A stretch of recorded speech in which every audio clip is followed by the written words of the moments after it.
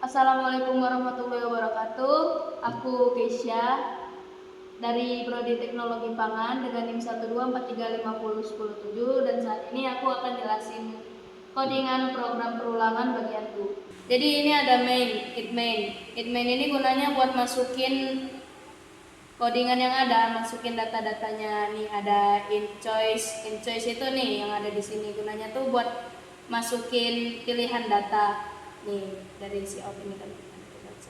Terus ada in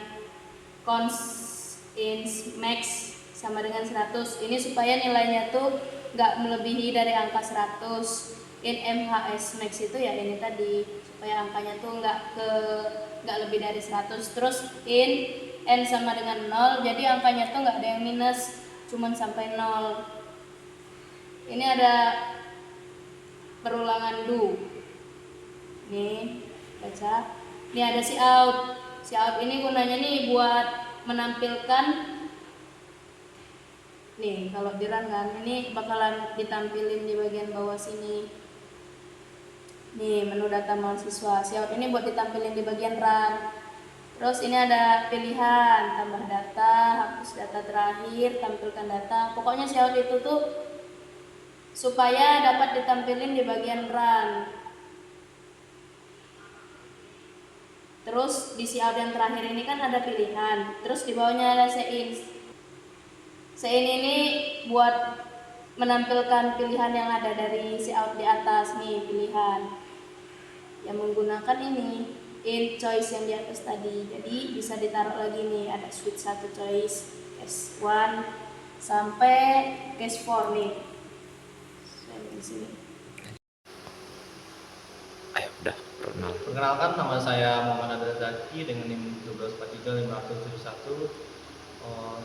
Saya akan menjelaskan fungsi switch pada C++ yang dari Kaisar jelasin tadi itu sampai choice.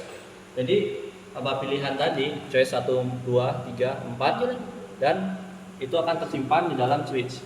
Nah, switch itu akan memproses case semua case yang ada dari case 1, case 2, case 3 dan case 4.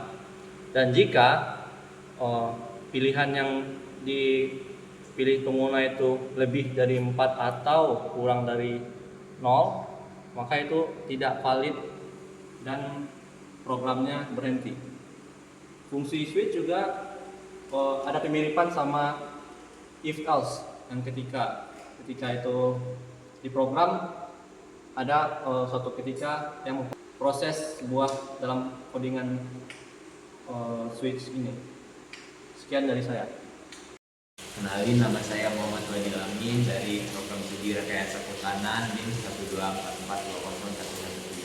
Jadi di sini saya akan ngejelasin apa ya lanjutan yang mau habis dijelasin Abdul tadi, yaitu case 1 sampai case 4. Nah, langsung masuk aja ke sini ya guys. Jadi case 1 itu kita masukin berapa data yang mau kita masukin. Nah, data yang kita masukin ini nggak boleh lebih dari ini tadi, yang 100 tadi. Jadi nggak boleh lebih dari 100 data yang kita masukin. Nah, misal kita masukin data pertamanya itu 10, terus data keduanya itu 20. Nilainya maksudnya nilai pertamanya itu 10, nilai keduanya 20. Ntar bakal kesimpannya di sini di MHSN ini.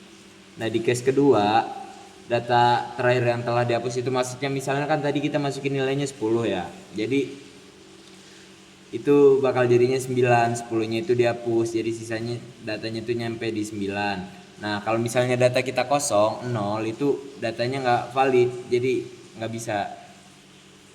Nah, kalau kita misal belum ada data nih, jadi nanti data yang kita pakai itu data yang awal tadi, data saat ini.